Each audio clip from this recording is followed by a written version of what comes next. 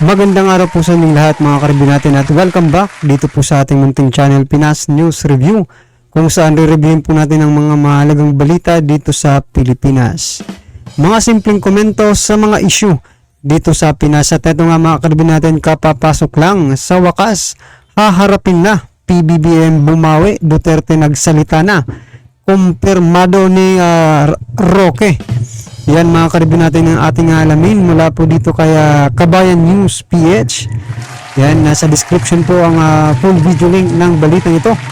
Subscribe na po kayo at kung bago ka pa lang at di pa po nakapag-subscribe sa ating munting channel, please don't forget to subscribe at i-click na rin po ang bell notification para updated ka po sa lahat ng ina-uploads nating reaction video.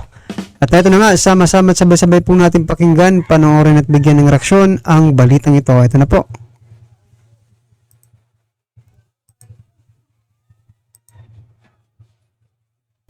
Mga kabayan, muling nagsalita ni Harry Roque at sinabi niya na kumpirmadong kinausap siya ni dating Pangulong Duterte kaugnay sa planong pag-aresto sa kanya ng mga tauhan ng ICC.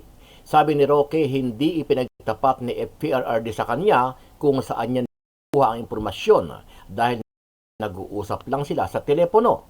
Binibigyan po ng kumpirmasyon na sinabi talaga sa akin yan ni dating Presidente Rodrigo Roa Duterte na anytime pwede siyang arestuhin.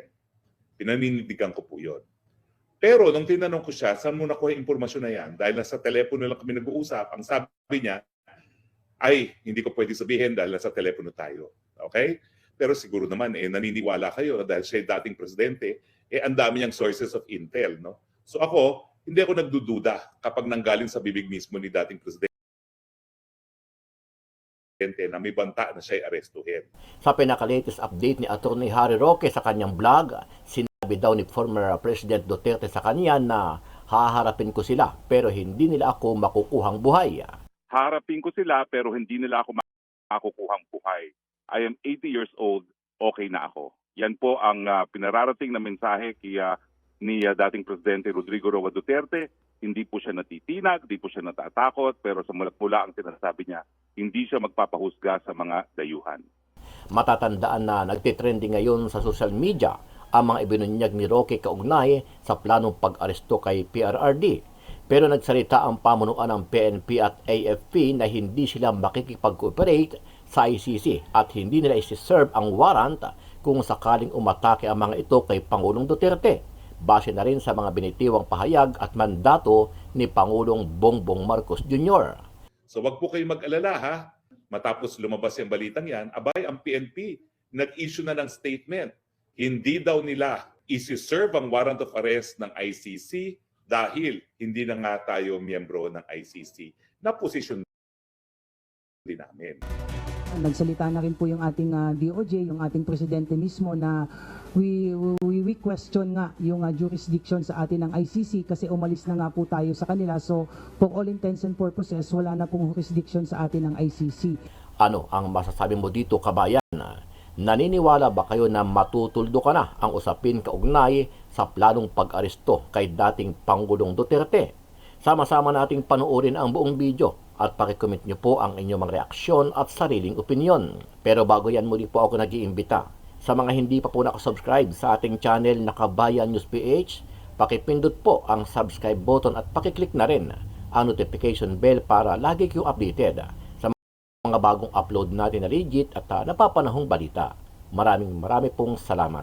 Nabanggit daw sa inyo ni dating Pangulong Duterte na meron siyang informasyon na anytime ay maaari siyang arestuhin po nino at ano po itong bagay na ito na pinangangambahan ng Pangulo? Well, sinabi ko po yan sa vlog ko at yan po yung nangyari nung Biyernes. Nang tinatanong ko po si Presidente kanino galing ang impormasyon, sabi niya, wag dito sa telepono. Kasi una, tumawag siya sa encrypted, di ko nasagot, tumawag siya sa regular line. No? Ganun pa man, kagabi, ang sabi niya siya ay mag-i-issue ng statement pero in-inform ako na ako na lang daw ang magsalita. Sa pagdating dito po, bagamat kinukumpirma ko po na sinabi sa akin niya ni Presidente Duterte ang nais niyang iparating sa taong bayan is quote, no? Harapin ko sila pero hindi nila ako makukuhang buhay. I am 80 years old, okay na ako. Yan po ang pinararating na mensahe ni dating Presidente Rodrigo Roa Duterte. Hindi po siya natitinag, hindi po siya natatakot, pero sa mula ang sinasabi niya, hindi siya magpapahusga sa mga dayuhan. Malinaw po ito. Sa simple pong salita, hindi ako magpapahuli ng buhay. So eto lang mga karbi natin, no? Ganito ba talaga kahina itong gobyerno natin? 'Di ba? Kasi alam na natin na nandito po yung sinasabi nila nandito na po yung ICC. Pero 'di ba wala bang respeto itong ICC na ito at bigla na lang silang papasok without 'di ba? Permission, coordination sa ating gobyerno. Eh di kung ganoon wala itong mga respeto, 'di ba? Itong ICC po ay walang respeto. Pero meron ding umiikot sa ating isipan, no? Opinion lang po ito. Baka may malaking tao, mga karbo natin, na nagpoprotekta rin dito sa ICC. Kasi hindi man lang binabalita, no? Na yung mga mukha, di ba? Kung ito ba ay puti, itim, na pumasok na dito sa atin. Di ba? Ang alam lang natin, ICC, pero hindi natin alam yung mukha ng ICC kung sino ba ito, di ba? O sino ba sila? Kasi artisto nga di ba? Kung ganun, walang respeto itong ICC na ito. At sino kaya ang nasa likod nito? Di ba? Na nagpoprotekta sa kanila, di ba? Tinatago ba sila? At surprise, ganun, surprise yung pag-aresto nila kaya former President Duterte. Well, anyway, hindi na, yan nga po sinagsalita na po ang PNP na hindi po sila makikipag-coordinate, no? Hindi po sila pwedeng utusan ng ICC. Oh. Tama po, yan po ang sinabi niya. Ulitin ko lang din po ang sinasabi namin, no? Bagamat ang sabi ni Presidente, for the 100th time ay hindi siya makikipagtulungan sa ICC, abay, nabanggit po at kinakailangan magsalita muli si Presidente Marcos, nabanggit po ni Justice Secretary Remulla na makipagtutulungan ng Pilipinas sa bisa po ng mga resolusyon na sinulong po ng mababang kapulungan sa liderato ni Speaker Martin Romualdez. Dito hong